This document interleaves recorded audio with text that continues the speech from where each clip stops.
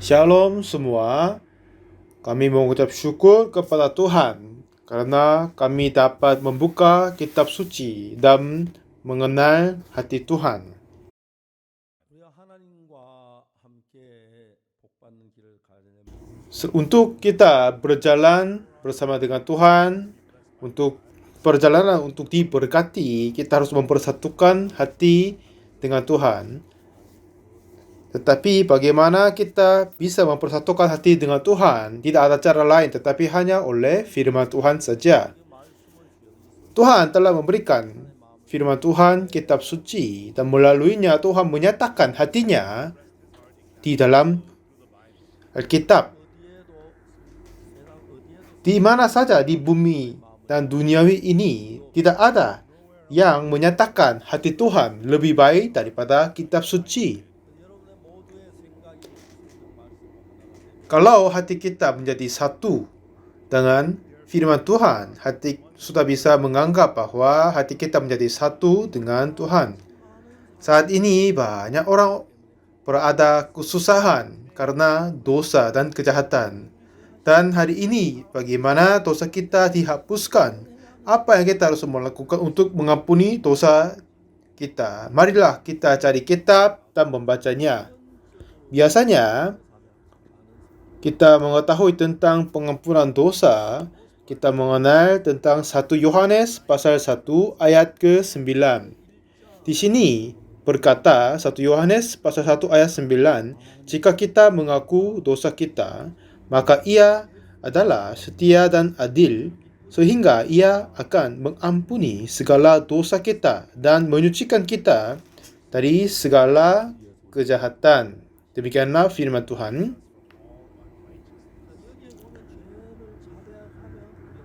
Di sini berkata apa? Jika kita mengaku dosa, kita akan diampuni segala dosa.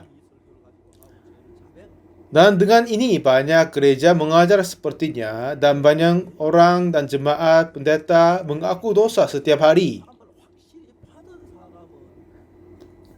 Tetapi tidak bisa menemukan seseorang yang sungguh dibenarkan, diampuni dosanya. Kalau mereka sungguh menerima pengampunan, seperti kalau mereka makan harus puas. Kalau mereka sembuh dari penyakit harus sembuh total. Pasti untuk sesuatu pekerjaan pasti akan ada hasilnya. Tetapi semua pendeta, jemaat yang saya tahu sampai sekarang ini, semuanya terus mengaku dosa setiap hari terus menerusnya. Tetapi masih tidak sama sekali ada yang berkata, aku telah menerima pengampunan dosa satu kali untuk selamanya. Para penatua berdoa, Tuhan Bapa yang kudus, hari ini hari ibadah minggu yang terbaik, kami berdoa kepadamu yang berdosa ini. Mereka terus berdoa dengan mengucap apa? Ini orang berdosa berdoa kepada Tuhan yang kudus. Terus para pendeta, penatua, majelis berkata orang berdosa. Kalau begitu, kapan mereka menerima pengampunan dosa? Kapan mereka menghapuskan dosanya? Banyak jemaat-jemaat yang ada di Korea, mereka hanya pergi ke gereja, lalu mentaati gereja dan melayani kerja keras, akhirnya dihormati. Kata ya penatua siapa-siapa ini orang yang penuh iman dan sukacita, penuh dengan kasih, imannya baik, bagus sekali. Tetapi semuanya berkata, aku orang berdosa. Kenapa hal ini terjadi? Kalau seseorang setelah mandi harusnya bersih kan? Kalau setelah makan harus puas perutnya. Kalau disembuh, diobati harus disembuh. Kalau diampuni dosa harus bersih dan suci. Tetapi mereka setelah mengaku dosa tapi masih orang berdosa. Pasti ada masalah di dalamnya. Setelah itu saya membaca Alkitab seterusnya, saya dapat menemukan ayat di Yesaya. Yesaya 34 ayat ke-16. Sini berkata, carilah dia dalam kitab Tuhan dan bacalah. Satu pun dari semua makhluk itu tidak ada yang ketinggalan dan yang satu tidak kehilangan yang lain. Sebab begitulah perintah yang keluar dari mulut Tuhan dan Roh Tuhan sendiri telah mengumpulkan mereka. Jadi di sini kata firman Tuhan adalah carilah kitab dan baca. Ya kan? Cari di dalam kitab Tuhan dan baca. Jadi saya membaca banyak dan membaca mendalam. Katanya, satu pun dari semua makhluk itu tidak ada yang ketinggalan dan yang satu tidak kehilangan yang lain. Sebab begitulah perintah yang keluar dari mulut Tuhan. Jadi artinya, semua kitab suci ini pasti ada pasangan satu demi yang lain. Oleh karena itu, kalau kita hanya melihat satu sisi saja, masih kurang bisa mengerti. Tetapi kalau cari satu sisi yang lain dan menjadi pasangan dan membaca dua-duanya, bisa mengenal lebih baik. Dulu ada para pendeta datang di gereja-gereja desa dan mengatakan, memimpin KKR, berkata tentang kehidupan rohani. Seperti orang-orang buta menyentuh tentang gajah. Seperti apa orang-orang buta meraba kayak gajah. Kalau yang meraba kakinya, oh ini seperti tiang. Kalau yang meraba hidungnya, oh ini kelihatannya hos. Jadi di mana yang mereka meraba itu sudah anggapnya beda. Jadi mereka tidak tahu apa bentuknya aslinya. Jadi di mana mereka menentu anggap mereka tentang gajah itu sudah jauh berbeda. Ya kan? Sudah jauh berbeda. Oleh karena itu, di dalam kitab suci juga pasti akan ada pasangan. Kalau dan di sana tidak sama sekali ada yang ketinggalan atau kehilangan. Dan Yesaya 34 ayat 16 berkata, carilah di dalam kitab Tuhan dan bacalah. Satupun dari semua makhluk itu tidak ada yang ketinggalan dan yang satu tidak kehilangan yang lain. Sebab begitulah perintah yang keluar dari mulut Tuhan dan Roh Tuhan sendiri telah mengumpulkan mereka. Jadi setelah itu, saya berusaha mencari pasangan dari firman Tuhan ini dan yang lain. Untuk permasalahan tentang pengampunan dosa, khususnya saya belajar karena saya sudah berbuat banyak dosa. Sejak kecil saya menganggap diri aku pasti akan ke neraka karena saya berbuat banyak dosa. Aku mencuri banyak, berbohong banyak. Pasti saya akan ke neraka. Saya berbuat banyak dosa. Sungguh-sungguh saya ingin menghapuskan dosaku. Lalu saya belajar di gereja 1 Yohanes pasal 1 ayat ke-9. Dan di sini berkata, jika kita mengaku dosa kita, maka Ia adalah setia dan adil sehingga Ia akan mengampuni segala dosa kita dan menyucikan kita dari segala kejahatan. Di sini bilang apa? Jika kita mengaku dosa, Ia akan mengampuni segala dosa kita. Jadi semua anggota gereja saya dulu mengaku dosa terus, tapi katanya apa? Masih ada dosanya. Kalau gitu, pasangan dari firman ini ada mana? Ada apa? Saya hanya melihat satu sisi di 1 Yohanes pasal 1 ayat 9. Jika mengaku dosa kita, tetapi masih belum melihat pasangannya, jadi kita masih belum bisa yakin tentang pengampunan dosa. Jadi dengan pasangan apa itu? Saya ingin sekali mengetahuinya. Ada banyak pertanyaan-pertanyaan muncul dalam hatiku. Memang kitab suci pada saat kita membacanya pasti ada pertanyaan. Karena kalau kita membaca satu sisi pasti akan ada banyak pertanyaan-pertanyaan. Roma 3 ayat 10, tidak ada yang benar, tidak sama sekali tidak, katanya. Iya benar, tidak sama sekali ada yang benar. kita semua orang berdosa. Saya dulu berpikir begitu. Tetapi Roma 1 ayat 17 berkata, sebab di dalamnya nyata kebenaran Allah yang bertolak dari iman dan memimpin kepada iman. Seperti ada tertulis, orang benar akan hidup oleh iman. Dan di sini di kitab Roma berkata tadi, tidak ada yang benar seorang pun tidak. Tapi di sini bilang apa? Ada orang benar hidup oleh iman. Apa maksudnya ini? Dan juga di Kejadian, Nuh adalah seorang yang benar, katanya. Nuh benar. Dan Yakobus 5 ayat 16 berkata, dua orang benar bila dengan yakin didoakan, sangat besar kuasanya. Katanya apa? Ada orang benar nyata di dalam kitab suci. Tadi apa? Tidak ada seorang pun benar, tidak sama sekali tidak. Tapi bagaimana kita bisa mengetahuinya? Tapi yang lebih menarik daripada ini adalah, selama saya membaca kitab suci, tadi yang kitab suci yang lain tidak berkata kita mengaku dosa dan dibenarkan, dikuduskan. Ini kitab suci ditulis oleh Roh Kudus. Tetapi kalau kita baca Imamat pasal 17 ayat ke-11, katanya, karena nyawa makhluk ada di dalam darahnya, dan aku telah memberikan darah itu kepadamu di atas mezbah untuk mengadakan pendamaian bagi nyawamu. Karena darah mengadakan pendamaian dengan perantara nyawa. Nah, di sini sesungguhnya tadi berkata, ada yang bagian berkata tidak ada yang benar, tak ada yang bagian ada orang benar. Itu sudah berbeda.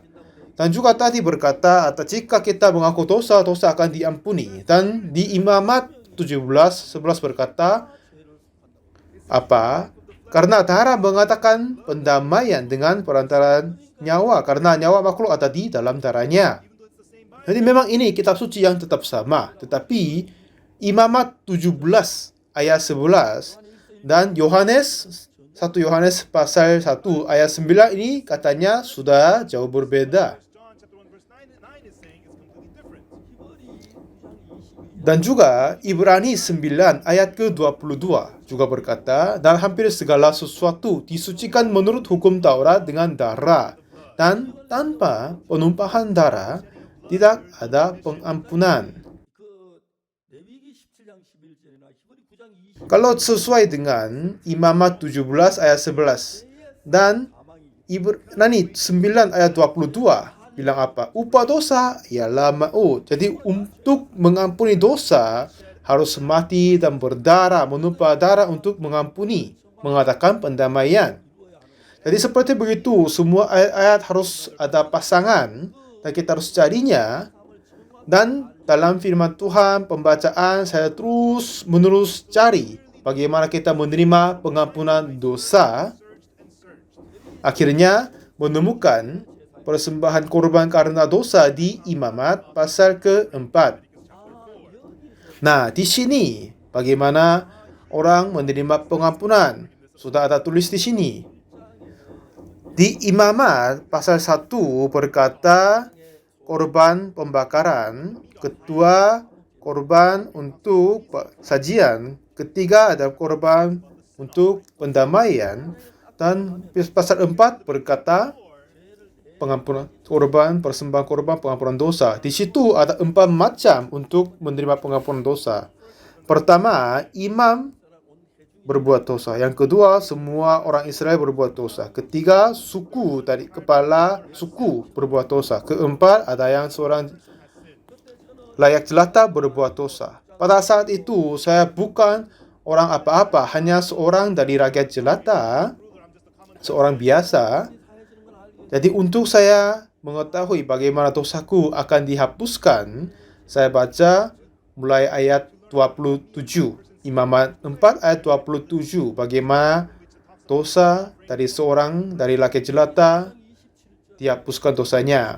Di sini apa berkata, jikalau yang berbuat dosa dengan tak sengaja itu seorang dari rakyat jelata dan dia melakukan salah satu hal yang dilarang Tuhan sehingga ia bersalah.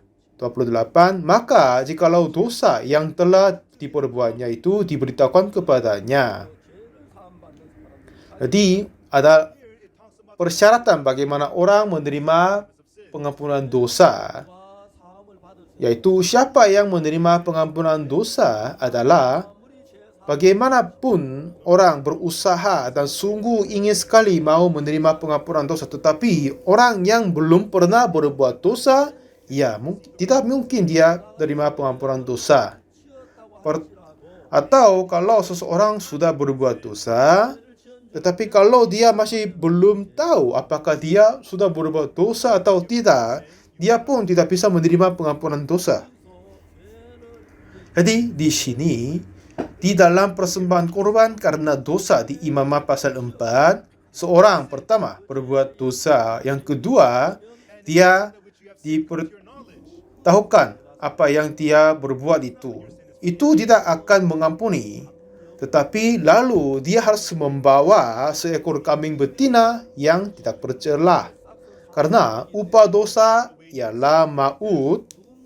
Jadi sesuatu atau seseorang harus mati ganti saya untuk mengampuni dosanya. Jadi masih butuh seekor kambing betina yang tidak bercelah. Jadi seperti yang tadi, 1 Yohanes pasal 1 ayat 9.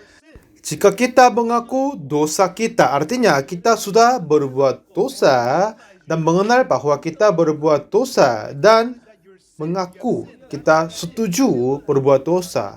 Jadi pada saat kita mengaku dosa, artinya kita sudah mengetahui kita sudah mempunyai dosa. Jadi kalau kita cari pasangan dari persembahan korban karena dosa, ini adalah mengaku bahwa kita sudah berbuat dosa, jadi baru saja menerima kualifikasi untuk menerima pengampunan dosa. Dan untuk sesungguhnya menerima pengampunan dosa itu, menghapuskan dosa itu tidak akan terjadi hanya oleh pengakuan, karena upah dosa ialah maut. Jadi hukuman karena dosa harus terima kepada seseorang atau bentuk yang lain, harus menumpah darahnya. Jadi dulu saya juga berpikir bahwa jika kita mengaku dosa kita, maka ia adalah setia dan adil sehingga ia akan mengampuni segala dosa kita. Saya juga kira begitu. Tetapi ini hanya saya melihat satu sisi saja. Ini hanya berkata salah satu persyaratan dari pengampunan dosa, tidak seluruhnya. Jadi 1 Yohanes 1 ayat 9 tadi, jika kita mengaku dosa kita, maka ia adalah setia dan adil sehingga ia akan mengampuni segala dosa kita dan menyucikan kita dari segala kejahatan. Ini berkata, tetapi tidak hanya melihat pasal 9 ini, tapi kalau kita lihat ayat 7, tetapi jika kita hidup di dalam terang sama seperti dia ada di dalam terang, maka kita beroleh persekutuan seorang dengan yang lain. Dan di sini sesungguh berkata, dan darah Yesus anaknya itu menyucikan kita daripada segala dosa. Jadi 1 Yohanes pasal 1 ayat 7 katanya, apa maksudnya jika mengaku dosa kita, ia akan mengampuni segala dosa kita. Ini seharusnya berdasar bahwa Tuhan Yesus anaknya menyucikan kita dari segala dosa oleh darahnya. Jadi darah Yesus Kristus adalah yang sesungguhnya mengampuni dosa kita, bukan hanya pengakuan kita. Jadi sebelum 1 Yohanes pasal 1 ayat 9, kita harus cari ayat 7. Jika kita darah Yesus anaknya itu menyucikan kita daripada segala dosa. Ini harus berpasangan dengan pengakuan kita, dosa kita. Kalau darah Yesus tidak berdarah, menumpah, bagaimanapun kita mengaku dosa kita tidak akan diampuni. Ataupun Tuhan Yesus telah menumpah darah. Tetapi kalau seseorang tidak mengenal diri setelah berbuat dosa, dia tidak akan terima pengampunan dosa. Pertama, harus berbuat dosa. Yang kedua, mengenal dosanya itu. Lalu, memperoleh darah Yesus Kristus. Dengannya itu menerima pengampunan dosa. Tetapi hampir semua orang saat ini hanya melihat 1 Yohanes 1 ayat 9. Jadi mereka hanya mengaku dosa dan menerima pengampunan. Hanya mengenal darah Yesus di atas kayu salib dengan sederhana, tetapi masih belum sambung darah Yesus dengan dosa kita. Oleh sebabnya itu, mereka hanya sambungkan pengakuan dan pengampunan dosa. Jadi mereka tidak terima pengampunan dosa sesungguhnya.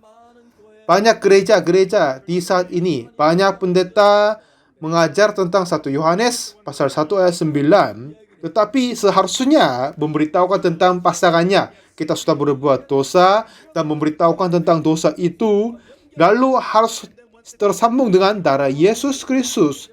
Itulah saatnya dosa kita terhapuskan, dan itulah saatnya kita bisa yakin penebusan Yesus daripada kita. Kita sudah tahu Tuhan Yesus mati di atas kayu salib, tetapi pada saat kita sambungkan darah Yesus dengan dosa kita, itulah saatnya kita dihapuskan. Memang mereka semua tahu dengan teori, tetapi kalau sungguh mengetahuinya, mereka harus berkata, dosaku telah dihapuskan. Tetapi mereka masih berkata, aku orang berdosa. Kenapa? Mereka berbuat dosa, jadi menganggap orang berdosa. Aku ini orang berdosa karena berbuat dosa. Tetapi kalau mereka sambungkan dengan darah Yesus Kristus, upah dosa telah dilunasin, jadi sungguh dosaku telah dihapuskan. Itulah menjadi iman sesungguhnya, pengampunan dosa sesungguhnya. Kalau di sini ada secangkir air, kalau hanya melihat air ini, tidak berarti kehausan tidak akan selesai. Inilah air yang baik sekali. Kalau saya minum, pasti haus ini akan selesai. Walaupun kita mengenal itu, tidak akan menyelesaikan kehausan ini. Walaupun kita sudah tahu bahwa sudah ada air segar, tapi masih belum menyelesaikan kehausan kita. Tapi kapan kehausan ini akan selesai adalah pada saat kita sesungguhnya minum. Pada saat kita sesungguh minum, kehausan ini akan selesai. Kalau haus, minumlah. Kita sudah tahu, ya kan? Sudah tahu kita minum, haus selesai. Tetapi sebelum sesungguhnya meminum, merasa haus seterusnya. Kehidupan rohani pun sepertinya begitu. Jika kita menyambung dosa kita dengan firman Tuhan Yesus, darah Yesus, oleh dosa kita Tuhan telah menumpah darah dan menyambungkan dosa kita dengan darah Yesus Kristus, dan dengan itu dosa kita telah dihapuskan. Inilah kata Tuhan kepada kita. Jadi sejak kecil saya mengikuti gereja, saya pernah dengar banyak khotbah dari banyak pendeta. Dan hampir semua pendeta datang di gereja kami untuk memimpin KKR. Saya selalu duduk di depan dan mengepuk tangan dan bermuji puji nyanyian. Itu apa? Selalu kami bernyanyi puji nyanyian seperti jadi pemimpin yang nyanyian terus, konduktor, dan mari kita kepuk tangan dan bernyanyi, dihapuskan dosaku ini dan yang lain, terus bernyanyi puji nyanyian untuk dosa kita, berarti kita dosa telah selesai. Ampunan sudah ditebuskan oleh darah Yesus semuanya. Dosa sudah selesai. Terus kita bernyanyi, tetapi dalam hatiku dosa ini masih belum tersambung dengan darah Yesus di atas kayu salib. Jadi saya menganggap diri orang berdosa. Jadi Pak Pendeta, mari kita berdoa dengan suara keras, Tuhan tolong ampuni dosaku, tolong Tuhan ampuni dosaku. Dan sampai menangis, terus berdoa, mengaku dosa begitu. Terus mengikuti KKR, bernyanyi, tetapi masih tetap tertinggal dosanya. Mengikuti gereja 1 tahun, 2 tahun, Dan sudah ada banyak yang menjadi tua sekali di dalam gereja. Saya merasa sedih kepada mereka. Kalau mereka meninggal dunia, pasti mereka ke neraka karena mereka masih belum terima pengampunan dosa. Pendeta sendiri berkata, aku orang berdosa. Penatua majelis pun berkata, aku orang berdosa. Kenapa? Masalahnya, hati mereka masih tersambung dengan darah Yesus.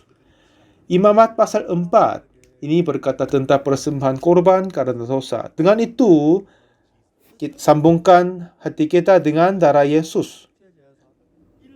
Jadi saya membaca banyak kali sampai saya ingat semua tentang Imamat pasal 4 tentang pengampunan dosa. Setelah itu saya cari semua pasangan apa yang connect tersambung dengan ayat-ayat ini. Kalau kita baca sedikit tentang Imamat pasal 4 ayat 27, coba kita cari Imamat pasal 4 ayat 27. Jikalau yang berbuat dosa dengan tak sengaja itu seorang dari rakyat jelata dan ia melakukan salah satu hal yang dilarang Tuhan sehingga ia bersalah. Jadi, dengan ini, bagaimana kita menerima pengampunan dosa harus mengetahui cara bagaimana persembahan korban karena dosa. Ulang lagi, jikalau yang berbuat dosa dengan tak sengaja itu seorang dari rakyat jelata dan ia melakukan salah satu hal yang dilarang Tuhan sehingga ia bersalah. Ayat 28. Maka jikalau dosa yang telah diperbuatannya itu diberitahukan kepadanya. Jadi, paling dasar untuk menerima pengampunan dosa adalah pertama, orang harus berbuat dosa terlebih dahulu. Yang kedua, dia harus mengetahui apa yang dia berbuat dosa itu. Jadi kata tadi 1 Yohanes 1 ayat 9, jika kita mengaku dosa kita, artinya kita sudah berbuat dosa dan diberitahukan apa yang kita berbuat salah. Ini masih tingkap situ.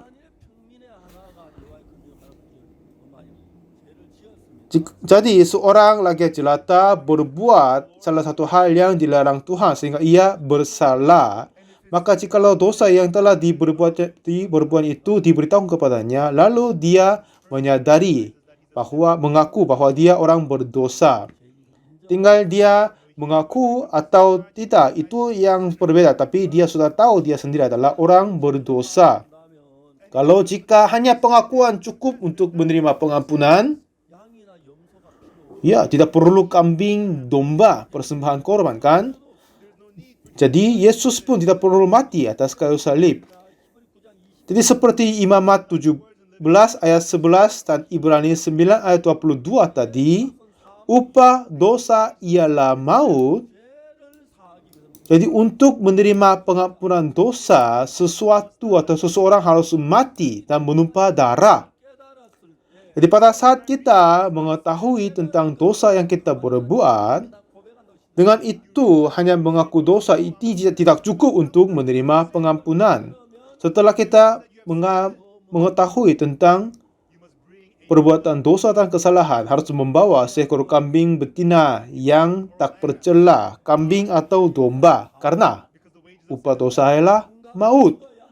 Harus seseorang mati ganti saya. Jadi ganti dosaku, kambing, kamu harus mati, ganti aku, kamu harus mati.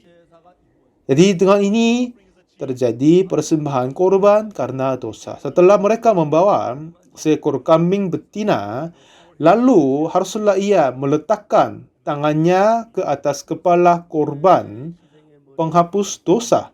Dan jadi lalu bilang apa? Lalu haruslah ia meletakkan tangannya ke atas kepala korban penghapus dosa. Suruh dia meletakkan tangan di atas kepala korban penghapus dosa. Jadi ini maksudnya apa lagi? Dengan ini saya menjadi pertanyaan lagi. Pada saat kita mengangkat penatua meletak tangan di atas kepala, atau mengangkat pendeta meletak tangan di atas kepalanya. Tetapi kenapa meletak tangan di atas kepala kambing. Jadi ini maksudnya apa? Apakah kambing menjadi pendeta? Apakah kambing ini menjadi penatua? Kenapa meletak tangan di atas kepala kambing? Saya masih kurang tahu dulu ini. Karena saya ingin tahu ini, di mana pasangan dari ini, saya ingin sekali tahu. Mungkin saya kira 2-3 tahun untuk menemukan. Setelah itu, di antara waktu ini, saya membaca banyak kali dari perjanjian lama dan baru, tapi masih belum temukan. Akhirnya, saya menemukan yang pasangan dari itu. Ayat yang pasangan dari kenapa meletak tangan di atas kepala korban. Jadi seperti tadi Yesaya berkata apa? Carilah di dalam kitab Tuhan dan bacalah. Satupun dari semua makhluk itu tidak ada yang ketinggalan dan satupun tidak kehilangan. Iya kan? Semuanya ada pasangan, tidak ada tertinggal. Dan untuk meletak tangan di atas kepala korban, ini maksudnya apa? Dan kenapa? Pasangannya ada di mana ini? Lalu saya menemukan di Imamat pasal ke-16. Imamat pasal 4 sama 16 ini tidak jauh berbeda. Tetapi saya baru menemukan akhir-akhirnya ayat 21. Imamat 16 ayat ke-21. Di sini ternyata kenapa meletak tangan di atas kepala korban. Kalau kita membaca pasangan di dalam kitab suci, sangat-sangat menarik dan bisa dipahami. Carilah di dalam kitab Tuhan dan bacalah, suatu pun semua makhluk itu tidak ada yang ketinggalan dan suatu pun tidak kehilangan. Ya, di sini ada pasangan. Imamat 16 ayat 21. Dan Harun harus meletakkan kedua tangannya ke atas kepala kambing jantan yang hidup itu dan mengakui di atas kepala kambing itu segala kesalahan orang Israel dan segala pelanggaran mereka atau apapun juga dosa mereka. Ia harus menanggungkan semuanya itu ke atas kepala kambing jantan itu. Jadi pada saat meletak tangan di atas kepala korban, semua dosa, pelanggaran, kejahatan, kesalahan telah ditanggungkan, dipindahkan kepada korbannya. Lalu, ini dapat menjelaskan bagaimana dosa kita ditanggungkan dan pindahkan kepada Yesus. Yohanes 1 ayat 29 berkata, pada keesokan harinya, Yohanes melihat Yesus datang kepadanya dan ia berkata, lihatlah anak domba Allah yang menghapus dosa dunia. Jadi, katanya pada keesokan harinya. Artinya, ada satu hari sebelumnya. Apa yang terjadi di Matius pasal ke-3?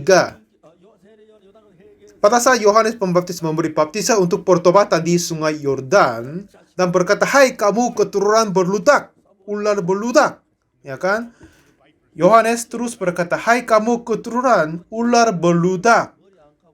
Karena mereka semua yang berbuat dosa dan kejahatan selalu berbuat dosa dan kejahatan. Ya kan? Katanya, hai kamu keturunan ular berludak. Ini suruh Yohanes Pembaptis. Jadi hasilkanlah buah yang sesuai dengan pertobatan. Janganlah mengira bahwa kamu dapat berkata dalam hatimu, Abraham adalah bapa kami. Seperti begitu, orang datang kepada Yohanes Pembaptis dan bertobat dan menerima baptis untuk pertobatan. Pada saat Yohanes terus memberi baptis di sungai Yordan, satu ketika, Yesus Kristus sendiri datang di sungai Yordan bertemu dengan Yohanes Pembaptis.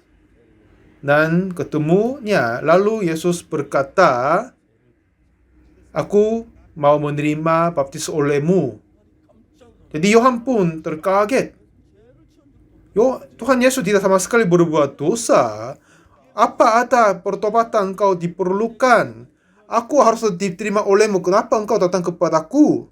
Waktu itu Yesus berkata, biarlah hal itu terjadi. Karena demikianlah sepatutnya kita menggenapkan seluruh kehendak Allah.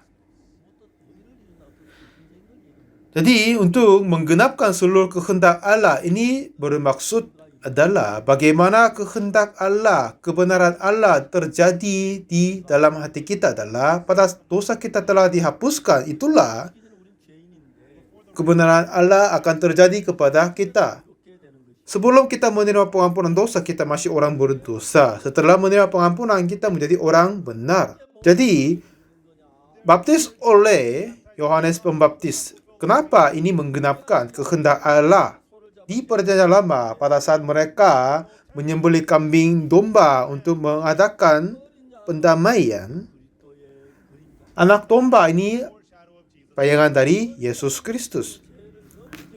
Untuk menanggungkan dosa kepada anak domba melalui meletak tangan di atas kepalanya, tidak lagi dosa berada di dalam diri sendiri, tetapi telah dipindahkan tanggungan kepada kambing domba. Yesaya 53 ayat 6 berkata, kita sekalian seperti domba, masing-masing kita mengambil jalannya sendiri, tetapi Tuhan telah menimpakan kepadanya kejahatan kita sekalian.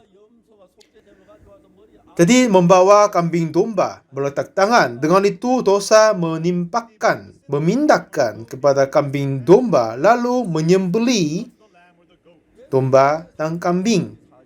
Pada saat Yesus hidup selama 30 tahun, setelah itu dia memulai hidup untuk Injil. Terlebih dahulu, kenapa Yesus diterima baptis oleh Yohanes Pembaptis? Dan kenapa Yohanes membaptis kepada Yesus Kristus? Ini sudah jauh berbeda. Baptis untuk pertobatan sudah jauh berbeda. Inilah salah satu susunan untuk menimpakan semua dosa dunia, dosa manusia kepada Yesus. Yohanes awalnya menolak, tapi Yesus berkata, biarlah hal itu terjadi. Karena demikianlah sepatutnya kita menggenapkan seluruh kehendak Allah. Lalu Yohanes pun mengetahui, iya, Yesus tidak sama sekali pernah berbuat dosa, tetapi inilah diperlukan karena menanggungkan dosa kepadanya. Yohanes sendiri anak dari imam, dan imam sebagai imam dia meletak tangan di atas kepala Yesus. Setelah itu suara dari langit terdengar kepadanya, inilah anak yang kukasihi. Tuhan Yesus datang di bumi ini untuk menghapus dosa manusia. Dan kenapa dia menerima baptis oleh Yohanes Pembaptis adalah seperti meletak tangan di atas kepala korban di Perjanjian Lama. Ini cara bagaimana menanggungkan dosa dunia kepada Yesus untuk mempersiapkan dia mati di atas kayu salib. Walaupun susah dan sakit, tapi untuk menggenapkan seluruh kehendak Allah, Tuhan Yesus menerima semua dosa dan sedang mempersiapkan untuk mati atas kayu salib. Jadi Tuhan Yesus pun berkata kepada, inilah anak yang kukasihi. Dia sudah berada di dalam kesulitan kematian, tetapi menanti-nantikan kematian di atas kayu salib. Jadi Yesus menerima baptis oleh Yohanes Pembaptis. Lalu keesokan harinya datang kepada Yohanes. Lalu Yohanes berkata, lihatlah anak domba Allah yang menghapus dosa dunia. Ini apa artinya? Dengan itu menggenapkan seluruh kehendak Allah. Seluruh kehendak Allah, semua kebenaran. Kebenaran yang kita punya, kebenaran yang saya punya, kebenaran yang Bapa punya. Kita sesungguhnya ada dosa saja, tetapi Yesus mati karena dosa kita. Dengan caranya menghapus semua dosa kita, menggenapkan seluruh kehendak Allah, yaitu kebenaran kita. Imamat pasal 4 ayat 29 ini berkata, lalu haruslah ia meletakkan tangannya ke atas kepala korban penghapus dosa dan menyembelih korban itu di tempat korban bakaran. 30, Imamat pasal 4 ayat 30 ini berkata, kemudian imam harus mengambil dengan jarinya sedikit dari darah korban itu, lalu membubuhnya pada tanduk-tanduk mezbah korban bakaran. di tanduk-tanduk mezbah berada di atas korban bakaran, mezbah korban bakaran. Dan kenapa membubuh di atas tanduk-tanduk mezbah? Saudara, saya sudah mengajar kepada banyak orang tentang pengampunan dosa. Jadi, saya meneliti baik-baik tentang hal ini. Karena saya harus mengetahui lebih dahulu dan menjelaskan kepada pendengar biar mereka bisa memahami baik-baik kan? Dan bagaimana kita menyambungkan hal ini dengan yang lain, oleh anugerah Tuhan saya bisa memahaminya. Lalu saya membaca kitab suci terus dan menerus. Saya sudah membaca puluhan kali kitab suci. Dalam pembacaan itu saya mencari sebagiannya. Yeremia 17 ayat 1 ini berkata, dosa Yehuda telah tertulis dengan pena besi yang matanya dari intan terukir pada loh hati mereka dan pada tanduk-tanduk mezbah mereka. Yeremia 17 ayat 1 berkata. Jadi, di mana Tuhan menulis dosa kita adalah setelah kita manusia berbuat dosa, ya kita sama Tuhan mempunyai buku catatan untuk menulis dosa yang kita berbuat. Jadi untuk kita mengingat itu, kita menulis di loh hati kita. Tetapi Tuhan menulis di atas tanduk-tanduk mezbah. Kenapa? Pada saat kita ketemu Tuhan, Pak Koksu datang di sini dan cari dosaku di tanduk mezbah. Ya, dosamu begitu-begitu banyak sekali, tidak baik. Sebelum menghapus dosa ini, kita tidak bisa saling bertukar sama Tuhan. Jadi setiap saat kami datang kepada Tuhan untuk mempersembahkan korban, Tuhan melihat catatan dosa kita di tanduk-tanduk mezbah. Seperti itu Tuhan menulis dosa kita di atas tanduk-tanduk mezbah dan kita tulis dosa kita di dalam hati kita. Jadi dengan catatan di atas tanduk mezbah, Tuhan mengingat kembali dosa kita. Tetapi suruh Tuhan kepada kita menyembelih kambing domba dan mengambil darah dan membubuh pada tanduk-tanduk mezbah. Pada saat meletak tangan, dosanya menanggungkan kepada kambing domba. Setelah menyembelih, mengambil darah, membubuk di atas tanduk-tanduk mezbah. Dengan itu, menghapuskan dosa yang tertulis di atas tanduk-tanduk mezbah. Jadi, menghapus dosa berarti membubuk, mengecat di atas tanduk-tanduk dengan darah, lalu menghapuskan catatan dosa.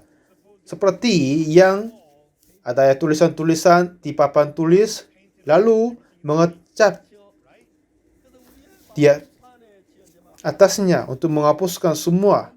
Seperti yang begitu, semua dosa kita tertulis di atas tanduk-tanduk mezbah, membubuh di atasnya, seperti mengecap di atasnya. Dengan itu menghapuskan dosa Pak Koksu telah dihapuskan dengan darahnya.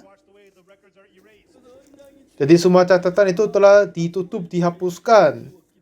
Jadi darah kambing domba telah menutup, menghapus catatan dosaku yang ada di tanduk-tanduk mezbah. Jadi setelah mempersembahkan korban karena dosa, tidak sama sekali ada tulisan lagi dosa saya. Dan hanya satu tempat lagi, catatan dosa kita adalah dalam hati kita. Dan bagaimana dapat kita menghapuskan? Ini tidak akan dihapuskan oleh darah, tetapi oleh iman. Karena ini adalah loh hati kita. Tuhan Yesus telah menerima semua hukuman karena dosaku. Jadi semua hukuman karena dosaku telah selesai. Pada saat kita sungguh percaya, walaupun kita masih ingat, tapi ini sudah selesai, sudah dihapuskan, sudah dilunasin, sudah tidak akan ingat lagi, sudah disucikan. Dengan iman seperti ini, menerima pengampunan dosa. Jadi untuk menerima pengampunan dosa, seseorang harus berbuat dosa dulu. Yang kedua, mengetahui bahwa dia sudah mempunyai dosa. Setelah itu, mengaku kepada Tuhan, aku orang berdosa Tuhan. Tetapi itu masih belum sempurna untuk menghapuskan dosa. Inilah salah satu susunan untuk pengampunan dosa. Sebelum 1 Yohanes pasal 1 ayat 9, oleh karena dosa tidak akan dihapuskan hanya oleh pengakuan. Jadi 1 Yohanes pasal 1 ayat 7 berkata, jika kita hidup di dalam terang sama seperti dia ada di dalam terang, maka kita beroleh persekutuan seorang dengan yang lain, dan darah Yesus anaknya itu menyucikan kita daripada segala dosa. Jadi 1 Yohanes 1 ayat 9 berkata, darah Yesus telah menyucikan kita dari segala kejahatan. Jadi kita sudah berbuat dosa dan mengaku dosa kepada Tuhan. Oleh karena itu, setelah itu kita menyambungkan dosa kita dengan darah Yesus, kita akan terima, disucikan, dan diampuni. Tetapi hanya kita mengaku dosa dan ingin percaya dosaku telah dihapuskan, itu susah sekali. Jadi untuk menerima sesungguhnya pengampunan dosa tidak hanya terjadi hanya pengakuan. Apa yang sesungguhnya mengampuni dosa kita adalah darah Yesus Kristus. Oleh darahnya kita terima pengampunan dosa. Amin.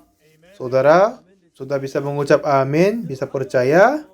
Ya, Tuhan telah memberitahukan kepada hamba yang berkurang ini. Lalu saya memutuskan akan menyaksikan hal ini. Dulu aku ini tidak tahu apa-apa. Tetapi apa yang saya sungguh tahu adalah melalui kitab suci, dosaku telah dihapuskan. Dan saya memutuskan bahwa aku hidup hanya untuk menyaksikan ini. Saya tidak melakukan apa-apa yang lain, tetapi hanya menyatakan hal ini. Dengan itu Tuhan memberitahukan kepadaku. Saya memuji Tuhan yang memberitahukan hal ini. Saya berterima kasih Tuhan membebaskanku dari dosa. Haleluya, kami mengucap syukur, pujilah Tuhan. Ibrani pasal 9 berkata, Ibrani 9 ayat ke-11, tetapi Kristus telah datang sebagai imam besar untuk hal-hal yang baik yang akan datang. Ia telah melintasi kemah yang lebih besar dan lebih sempurna, yang bukan dibuat oleh tangan manusia, artinya yang tidak termasuk cipta ini. Pada saat Musa menerima 2 batu hukum dari gunung Sinai, dan dia membawa dan turun ke kaki gunung, tetapi Tuhan tidak hanya membiarkan Musa turun ke kaki gunung. Sebelum dia turun, kasih lihat bait suci di kerajaan surga selama 40 hari. Lalu suruh kepadanya, pada saat kamu turun di kaki gunung, membangun sesuai dengan kamu lihat di bait suci di kerajaan surga. Lalu Musa membangunnya. Jadi ada 2 tabernakel. Satu ada di kerajaan surga, yang satu lagi ada di bumi ini. Waktu itu mereka berkata itu adalah kemah suci, karena mereka tinggal di dalam kehidupan padang gurun. Jadi mereka menutup dengan kemah, jadi berkata kemah suci. Dan pada zamannya Salomo membangun bangunan tetap, jadi berkata bait suci. Tetapi Yesus pada saat dia menumpah darah di atas kayu salib, dia tidak membubuk darah di atas kemah suci yang ada di dalam bumi ini, tetapi dia memercikan darahnya di atas kerajaan surga. Apa perbedaan adalah tergantung waktunya. Bumi ini adalah lingkungan waktu. Kalau waktunya berlalu, kalau mengampuni dosanya akan menjadi berlalu, akan berbuat dosa lagi, harus mengadakan mempersembahkan korban sekali lagi. Jadi memercik darah di bumi ini. Kalau begitu, setiap kali kita berbuat dosa, Tuhan Yesus harus mati ulang lagi. 1000, 10.000 kali mati tapi masih kurang. Tapi Tuhan Yesus tidak memercik di bumi ini, tapi percikan di kerajaan surga. Di sana semuanya kekal, semuanya selamanya. Kita tidak bisa masuk ke sana dengan tubuh ini, tetapi menerima tubuh yang terbaru, lalu bisa masuk ke situ. Untuk pengampunan dosa pun selama-lamanya di sana. Kalau Tuhan memercik darah di bumi ini, setiap kali kita berbuat dosa, Tuhan Yesus harus mati ulang dan memercik darah ulang di sini. Tetapi memercik darah di atas kerajaan surga, semuanya selama-lamanya di situ, jadi pengampunan dosa pun menjadi selama-lamanya. Lalu kita cari Ibrani 10 ayat ke-10 berkata, karena kehendaknya inilah kita telah dikuduskan satu kali untuk selama-lamanya oleh persembahan tubuh Yesus Kristus. Ayat 11. Selanjutnya, setiap imam melakukan tiap-tiap hari pelayanan dan berulang-ulang mempersembahkan korban yang sama, yang tidak sama sekali tidak dapat menghapuskan dosa. Karena imam-imam mempersembahkan korban yang di bumi ini, di kemah suci. Jadi itu pun dapat mengampuni dosa, tetapi hanya untuk sementara saja. Walaupun telah mengadakan pendamaian, tapi kalau berbuat dosa, menjadi orang berdosa lagi harus berulang dan ulang melakukan tiap-tiap hari. Ya kan, seperti selanjutnya setiap imam melakukan tiap-tiap hari pelayanannya dan berulang-ulang. Karena persembahan korban itu tidak akan tahan selamanya. Ayat 12. Tetapi ia telah mempersembahkan hanya satu korban saja karena dosa. Ia duduk untuk selama-lamanya di sebelah kanan Allah. Darah Yesus Kristus. Ya kan, Tuhan membawa darahnya sendiri ke atas kayu salib, memercik di atas kayu salib. Dengan itu mempersembahkan korban untuk selama-lamanya. Jadi cerita yang menarik adalah kita coba balik ke Ibrani pasal ke-9. Ibrani pasal 9 ayat ke-23. Jadi di sini berkata, jadi segala sesuatu yang melambangkan apa yang ada di surga haruslah ditahirkan secara demikian, tetapi benda-benda surgawi sendiri oleh persembahan-persembahan yang lebih baik daripada itu. Ayat 24, sebab Kristus bukan masuk ke dalam tempat kudus buatan tangan manusia yang hanya merupakan gambaran saja dari yang sebenarnya, tetapi ke dalam surga sendiri untuk menghadap hadirat Allah guna kepentingan kita. 25. Dan ia bukan masuk untuk berulang-ulang mempersembahkan dirinya sendiri, sebagaimana imam besar setiap tahun masuk ke dalam tempat kudus dengan darah yang bukan darahnya sendiri. Ayat 24, 6. Sebab jika demikian, ia harus berulang-ulang menderita sejak dunia ini dijadikan.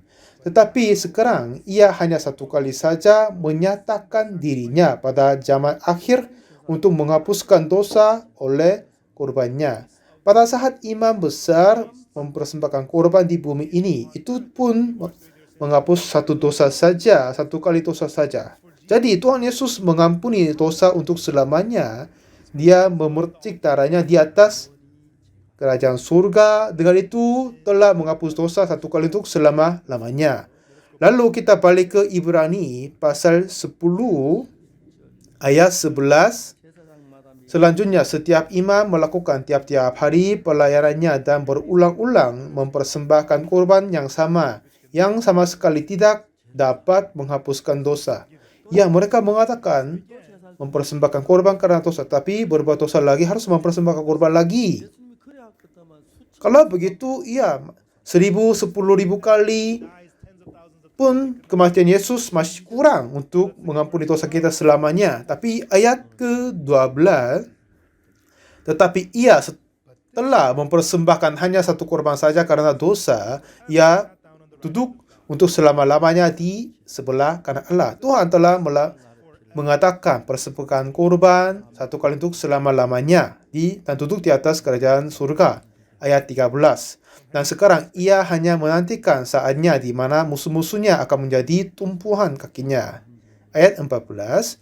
Dan oleh satu korban saja ia telah menyempurnakan untuk selama-lamanya mereka yang ia kuduskan. Katanya apa? Di kerajaan surga, semuanya selama-lamanya, selamanya yang kekal. Jadi, mengampuni dosa, pengampunan dosa pun untuk selama-lamanya dan menyempurnakan selama-lamanya.